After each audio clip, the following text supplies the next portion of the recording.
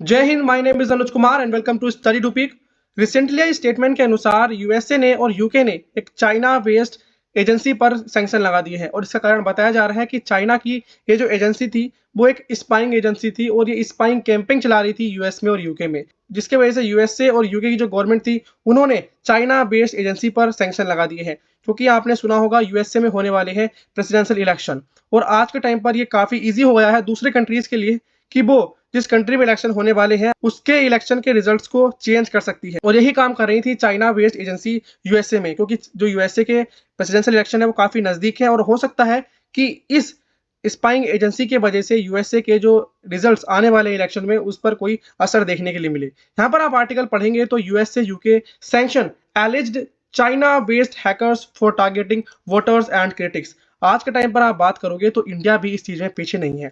India भी one of the biggest target है Chinese agencies का, जहां पर चाइना की एजेंसीज टारगेट करती हैं कि इंडिया में जो भी चीजें चल रही हैं उसको मॉनिटर करें। साथ ही साथ आपने रिसेंटली सुना होगा चाइना की रिसर्च वेसल इंडियन ओशन में आई थी थ्रू मालदीव। मालदीव के वजह से इंडियन ओशन में आई थी और जो इंडिया ने रिसेंटली अग्नि 5 मिसाइल का टेस्ट किया है उस पर नजर रखी हुई थी।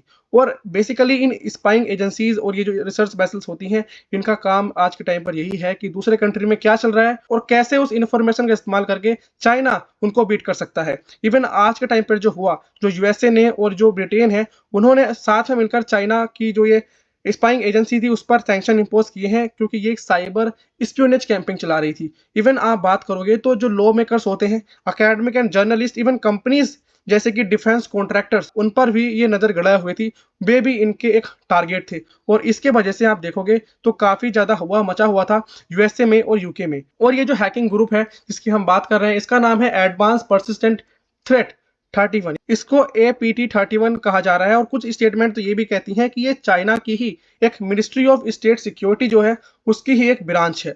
और रिसेंटली जो यूएसए के जो ऑफिशियल्स थे उन्होंने एक लिस्ट तैयार की जिसमें ये बताया गया कि ऐसे कौन कौन सी जगह है जहां पर इन लोगों ने टारगेट किया था, जैसे कि व्हाइट हाउस स्टाफर जो थे यूएसए के, US senators, British parliamentarians and the government officials across the world, जिन्होंने चाइना को क्रिटिसाइज किया था। वे लोग जो चाइना के खिलाफ नेगेटिव स्टेटमेंट बोलते हैं, वे लोग इस हैकिंग ग्रुप का सबसे बड़े टारगेट थे। इवन जो डिफेंस कॉन्ट्रैक्टर्स और जो सिक्योरिटी कंपनीज हैं वो भी इसके अंदर शामिल थी। जैसा कि मैंने बताया था कि इस ग्लोबल हैकिंग ऑपरेशन का केवल एक ही मोटिव था कि जो चाइना के खिलाफ लोग बोलते हैं उसको सप्रेस करना।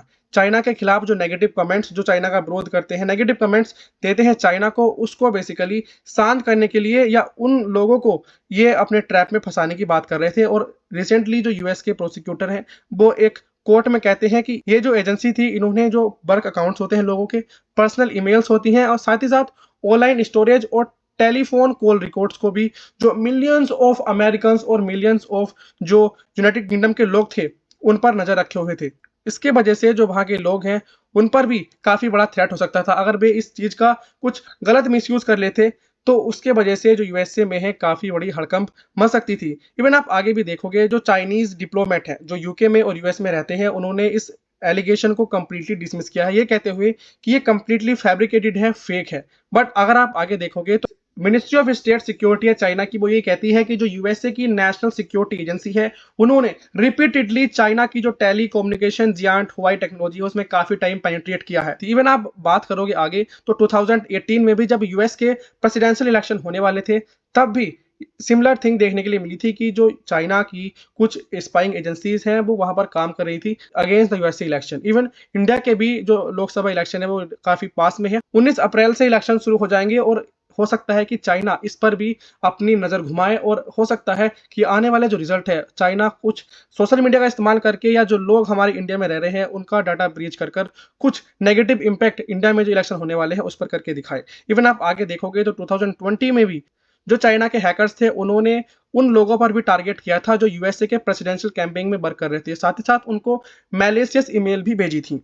और ऐसा नहीं है कि इंडिया इन सब में काफी पीछे है, इंडिया में भी काफी टाइम, इवन 2022 में आपने मुंबई पावर आउटेज के बारे में सुना होगा जिसमें चाइनीज ग्रुप रेड इको ने मल्टीपल मॉलवेयर डिप्लॉय किए थे जिसकी वजह से 10 से 12 घंटे तक जो लोकल ट्रेन्स हैं, स्टॉक मार्केट्स है और हॉस्पिटल्स है उनको रोक दिया गया था। और इसके पीछे जो चाइना के ग्रुप हैं वही रेस्पॉन्सिबल थे। इवन आपने सुना होगा वैक्सीन मैन्युफैक्चरिंग यूनिट्स के बारे में, वर्ल्ड की largest vaccine maker Bharat biotech and serum institute of India उस पर भी इन्होंने साइबर अटैक किया था। कहा जा रहा था कि एडवांस पर्सिस्टेंट थ्रेट 10 इसके पीछे रिस्पॉन्सिबल था। इवन आपने सुना होगा यूआईडीआई डाटाबेस के बारे में, that is unique identification authority of India. एक बार इसका भी डाटा ब्रीच हुआ था, पर यह पता नहीं चला था कि क्या डाटा स्टोल हुआ है, क्या डाटा चुराया गया है। जो इंडिया के लोगों की इंफॉर्मेशन यहाँ पर उपलब्ध थी, उनका भी ये मिसयूज कर सकते थे। तो आज के टाइम पर काफी इंपॉर्टेंट है कि इन चीजों को कंट्रोल किया जाए। जो चाइनीज बेस्ड स्पाइंग एजेंसीज हैं उनको रोका जाए। और आपने रिसेंटली 2022 में सुना होगा कि चाइना की ही एक हैकर ग्रुप ने टारगेट किया था 7 इंडियन सेंटर को जो लद्दाख में थे। बेसिकली इनका काम था कैरी आउट इलेक्ट्रिकल डिस्पैच और ग्रिड कंट्रोल के लिए। और इंपॉर्टेंट बात यह है, और जो दोनों कंट्रीज के बीच में डिस्प्यूटेड रीजन है, उस रीजन में चाइना के जो साइबर अटैकर्स थे उन्होंने जो 7 इंडियन सेंटर से वहां पर अटैक किया था।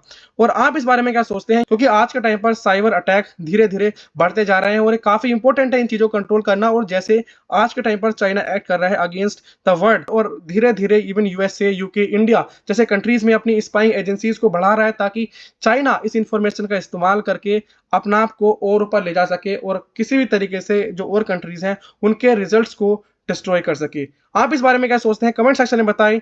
जय हिंद।